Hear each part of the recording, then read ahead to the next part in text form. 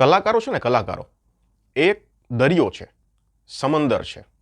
હવે એ દરિયો કયા વિસ્તારમાં કેટલા ઘૂઘવાટા કરશે, કયા વિસ્તારમાં કેટલા ઊંચા એના મોજા ઉછળશે, એ નક્કી કોણ કરે ખબર છે? ઉપર બેઠો બેઠો કુદરત. એટલે કુદરત છે ને એ દરિયાનું ડિરેક્શન કરે છે. એવી જ રીતે કલાકારો છે ને એ દરિયો છે.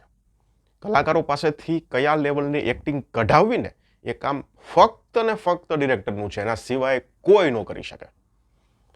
બોલિવૂડમાંથી અત્યારે મને એક નામ યાદ આવે છે, રામ ગોપાલ વર્માનું.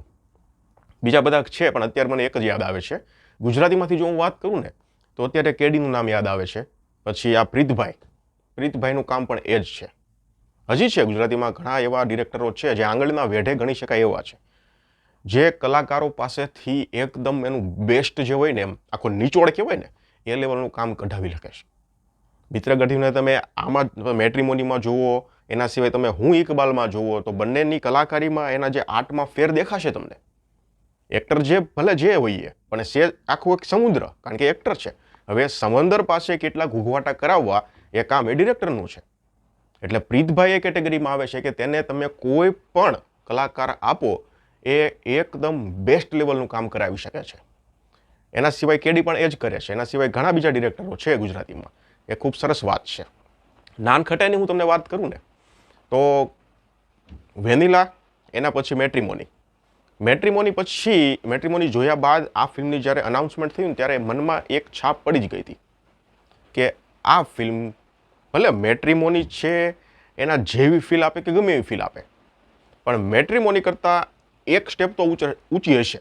ભલે આમ સમાંતર લાગે, તમે ટીઝર જુઓ તો પણ તમને આમ સેમ ટુ સેમ જેવું લાગે, સેમ વાઇબ આવે, પણ એનાથી એક સ્ટેપ ઊંચી હશે.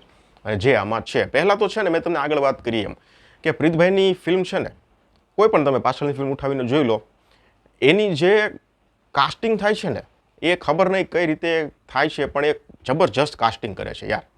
તમે વિચાર કરો, મિત્ર ગઢવી અને દીક્ષા જોશીની જોડી બનાવી. તમે વિચાર કરો, વેનીલા આઈસ્ક્રીમમાં પ્રીતભાઈએ મલ્હાર ઠાકરને ઇમોશનલ રોલ આપ્યો અને પાછું એણે કેટલો જબરજસ્ત કર્યો. એણે મેટ્રિમોનીમાં મિત્ર ગઢવીને એક લવર બોયનો રોલ આપ્યો. તમે વિચાર કરો, મિત્ર ગઢવીએ કેટલો જબરજસ્ત રીતે નિભાવ્યો. મેં તમને આગળ એટલે કીધું કે કલાકાર છે, સમંદર છે.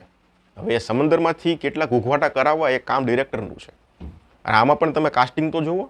તમે નહીં વિચારવું હોય કે ઓકે તો એ કે આપણે મૌલિકભાઈ સાથે એ કે આપણે આ હિરોઈન છે, તમે ટીઝર જુઓ ત્યારે તમને ખબર પડશે કે ઓહો આ બંનેની જોડી છે. અને પાછી ટીઝરમાં શૂટ પણ થાય છે. બંનેના જે કોમ્બિનેશન કહો કે તમે બંનેની જે કેમેસ્ટ્રી કહો, અત્યારે ટીઝરમાં બધાની સુપરબ લાગે છે. જે 3 કપલ બતાવ્યા છે, 4 કપલ, બધાની જોડી સુપરબ લાગે છે. કેનવાસ તમે જુઓ જબરજસ્ત લાગે છે. પછી આનો જે ટેમ્પલેટ તમે ટીઝરમાં જુઓ એ જબરજસ્ત લાગે છે. અને મ્યુઝિકની તો યાર મારે હવે શું વાત કરવાની, અમારી પાસે હવે શબ્દો નથી વખાણવા માટે. આ તમને છેલ્લી અને સીધી વાત કરી દો. મેટ્રિમોનીમાં જે મ્યુઝિક હતું, જે બીજીએમ હતું, વેનીલામાં જે બીજીએમ હતું, આમાં તમે અત્યારે ટીઝરમાં જે બીજીએમ સાંભળો છો, જે કવિતા સાંભળો છો, જે મ્યુઝિક સાંભળો છો, મારી પાસે શબ્દ નથી. વખાણ કરવા માટે શબ્દ હોવા જોઈએ ને, પણ નથી મારી પાસે. એટલે સંપૂર્ણ રીતે બધા એંગલથી, બધા ખૂણાથી એકદમ પરફેક્ટ રીતે ખૂબ સરસ મને લાગી રહ્યું છે આ ફિલ્મનું ટીઝર. જબરજસ્ત ઇમ્પ્રેસ કરે છે. આ ફિલ્મ હું થિયેટરમાં જઈને જોવાનો છું. 8 ઓગસ્ટના રોજ આવે છે. તો વિડીયોમાં હું ખાલી એ કરી દઉં તમને કે જો ફિલ્મ જેવી હોય એવી. ટીઝર અને ટ્રેલરનું કામ એવું છે કે પબ્લિકને કન્વિન્સ કરવા. પબ્લિકને કન્વિન્સ કરશે કે ભાઈ તમે આવો થિયેટરમાં, અમે આવી ફિલ્મ બનાવી છે.